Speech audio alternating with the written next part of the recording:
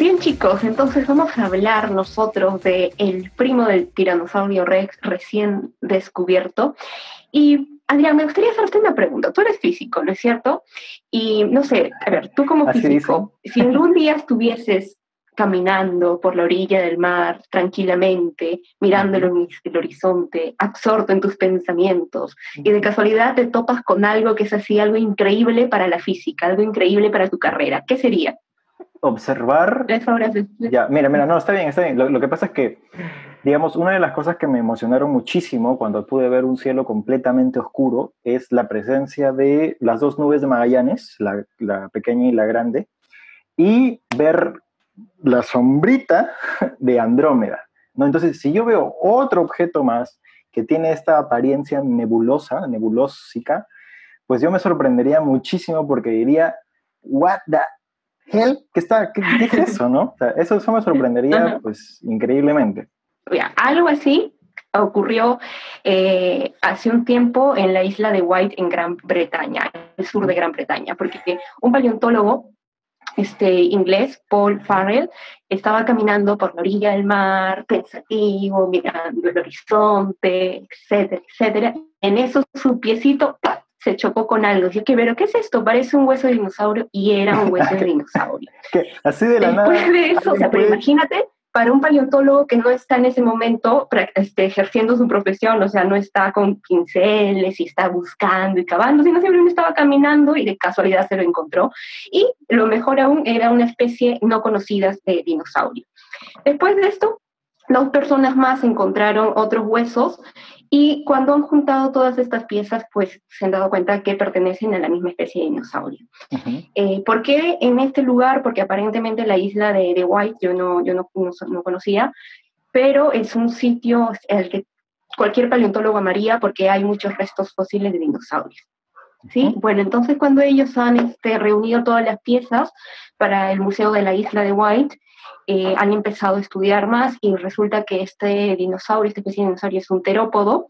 Los terópodos bueno, el tiranosaurio rex es un terópodo, por ejemplo, entonces este dinosaurio está relacionado con el T-rex. Es más pequeño, sí, porque el T-rex alcanzaba más o menos 12 metros de Oh, longitud, wow, sí pero que era grande, ¿eh? este dinosaurio alcanza los 4 metros de largo aparentemente. Y lo que ha llamado Uy, mucho la bastante. atención son sus huesos.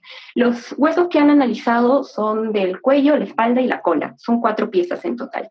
Ya. Pero estos huesos tienen una característica que, bueno, que es de todo el grupo de los terópodos, que son huesos con unos sacos de aire muy, muy marcados, muy, muy grandes. Una pregunta, ¿pero qué te refieres con sacos de aire? ¿Cómo un hueso tiene sacos de aire? ¿Qué lo caso? Sí, ¿no? Sí, también como que llama la atención sacos de aire en los huesos.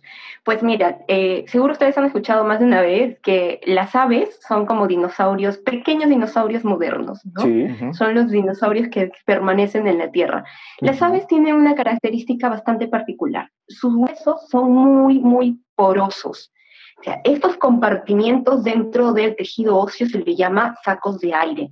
Y esto les permite a las aves ser más ligeras y poder elevarse y poder volar, ¿no es cierto? Nosotros no podríamos volar, porque Mm.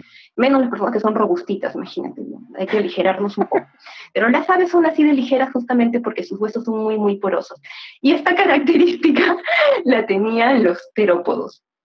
En sus huesos. Pero llama mucho la atención que esta especie de terópodo tenía los sacos aéreos muy, muy, muy marcados. Obviamente no volaba, pero eso indica de que era muy rápido porque le da agilidad al tener los huesos más ligeros, ¿no? Y bueno, ese es el descubrimiento O sea, paleontólogo de la semana. este terópodo volaba. No, no, no. no. Eso indicaría de que corría o caminaba muy, muy ligero, muy rápido, justamente por la ligereza de sus huesitos, de sus Ah, huesotes. Sí. Sí. o sea, No, no, no volaba, ¿no? era de un tamaño mediano, pero pesaba poco por estos sacos de aire que tenían los huesos, ¿no? Ajá, exacto, por los sacos de ¿Cuál aire. es el nombre? Yo recuerdo que su apellido es, Su apellido. su segundo nombre es Inopuna, Inope... El nombre que le han colocado es Vecterovenator inopinatus. Nada más mencionar de que esta es una comunicación científica, es decir, no ha sido todavía publicada como artículo. La universidad ha hecho el anuncio, la universidad a la que pertenece el paleontólogo en jefe Paul Farrell, ¿no? El artículo va a ser posteriormente publicado en la revista Papers in Paleontology. Así se llama. O sea, lo que se sabe hasta ahora es pura observación de expertos. Sí. Claro. Oh, interesante, interesante. Y bueno, Aisa, ¿tienes otra noticia para compartirnos el día de hoy? Sí, justamente también sobre un animal de hace muchos miles de años. Pues resulta que hace aproximadamente 30.000 años atrás vivía en Siberia un rinoceronte lanudo. O sea, nosotros hemos visto rinocerontes actuales, ¿no? Desprovistos completamente de pelo, con los dos cuernos. Bueno, este es igualito a un rinoceronte, pero como si tuviese una chompa de lana de alpaca encima, o sea, bien lanudo. Y la noticia alrededor de este rinoceronte, que es súper simpático, bueno, según la ilustración que han realizado, es que aparentemente el rinoceronte no desapareció, no se extinguió por la acción de los cazadores de aquel entonces, sino por justamente acciones del cambio climático. Al parecer, en esos momentos, en Siberia, empezaron a... Lo voy a decir de nuevo ya. Aparentemente, en esos momentos en Siberia hubo un cambio de temperatura, convirtiendo la zona en un lugar lluvioso y caluroso. Y eso hizo que eventualmente el rinoceronte desapareciera.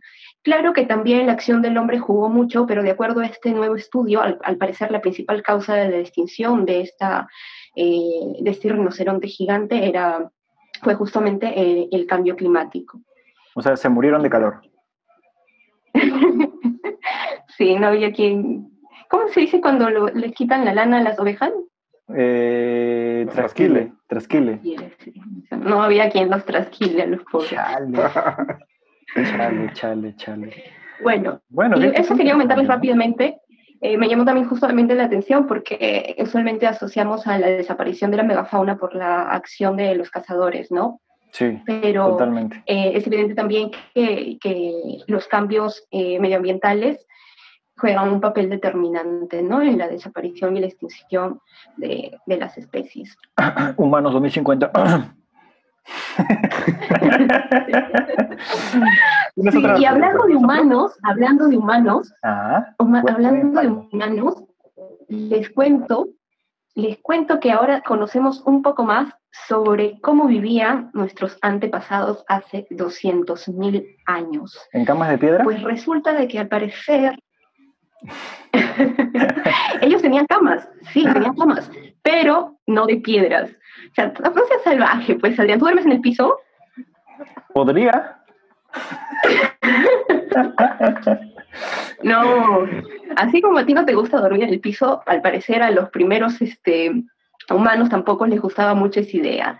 Así que ellos construían unas camas de gras, pero cuyas bases eran capas de ceniza, lo cual les resulta muy interesante porque la ceniza se utiliza hasta la actualidad para eliminar o espantar plagas como hormigas, por ejemplo.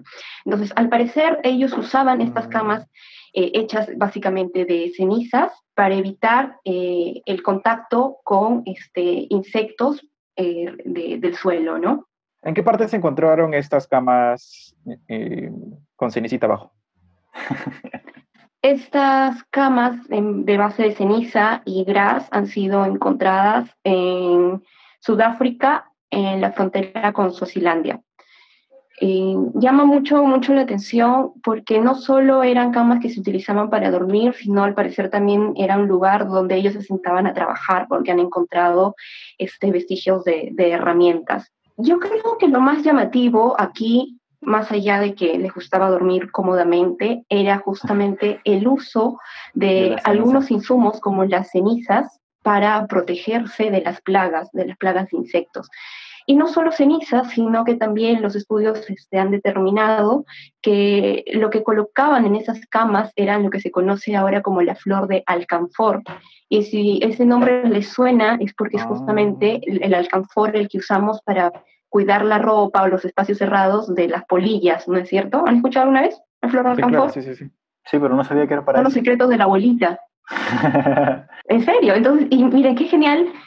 Y decimos los secretos de la abuelita, pero en realidad son los secretos o sea, ¡Hala, de qué nuestros locazo! super hiper archimega tatarabuelos, ¿no? Sí. O sea, imagínate, 200.000 años con estas prácticas. Y el uso de la ceniza se utiliza en jardinería, y la ceniza se utiliza actualmente en jardinería, en agricultura, etcétera. O sea, se sigue utilizando, Qué porque locazo. la ceniza, al ser un polvo tan fino, evita que los insectos puedan caminar y eventualmente sus vías respiratorias se les tapa con la ceniza. Entonces, ahuyenta completamente a insectos como las hormigas, ¿no?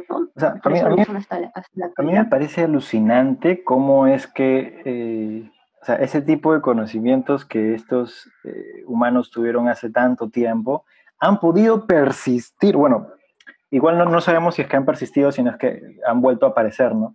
Pero me parece locazo cómo es que cosas que hacían antes se hacen las mismas ahora. Y muchas veces no es porque uno sepa, no, la ceniza pues le va a tapar las vías respiratorias a los insectos, sino es como, esto hace esto, punto, ¿no? O sea, a mí me parece increíble. A Qué mí locazo. eso de las cenizas me ha penetrado el cerebro a un nivel increíble porque no, o sea, te juro que me parece locazo, porque es como que estoy durmiendo en la nada y vienen y me pican bichos, ¿no? Y yo digo, ¿cómo puedo espantarlos? Y uso, por primera vez, me doy cuenta que la ceniza ahuyenta a esos animales. Entonces, fácil, y lo uso en mi cama. Lo uso la primera noche, funciona. Lo uso la segunda, funciona. Lo voy usando siempre, funciona, y mi hijo aprende a usarlo, y el hijo de mi hijo lo va a usar, y hasta 2020, ¿no? Claro, y fue algo que aparentemente se dieron cuenta como que de casualidad, ¿no? Porque como ellos ya dominaban, utilizaban el fuego en su beneficio, Uh-huh. al parecer las camas que ellos tenían de gras, cada cierto tiempo las quemaban, ¿no? Cuando dejaban ese lugar y pasaban a otro, quemaban las camas que iban a descartar, y si estaban en el mismo lugar, las quemaban para controlar las plagas, ¿no? Como a modo de limpieza.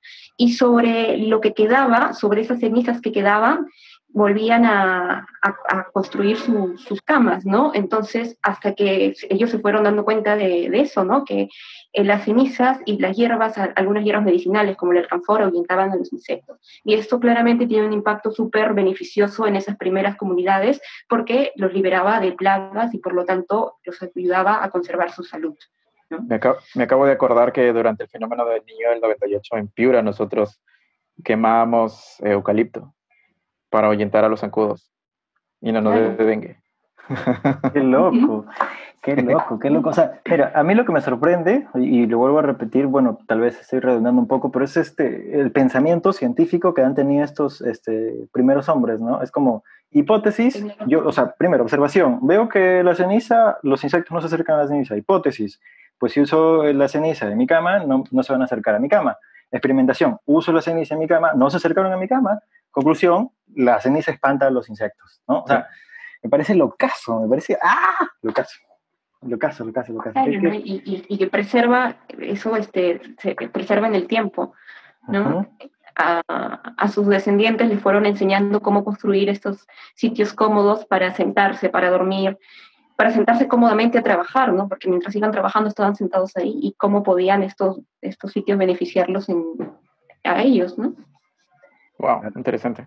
Claro, claro, claro. Sí, súper genial. Me gustó mucho la nota. Esta publicación ha sido realizada en la revista Science por un grupo de...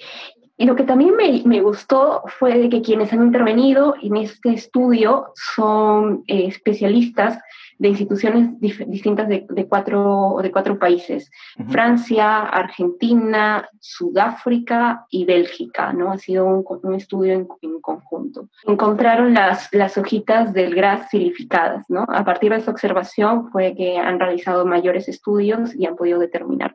Incluso, si es que podemos poner la imagen por acá, hay algunas fotografías que evidencian, o sea, claramente la posición de estas camas, ¿no? De gras y ceniza.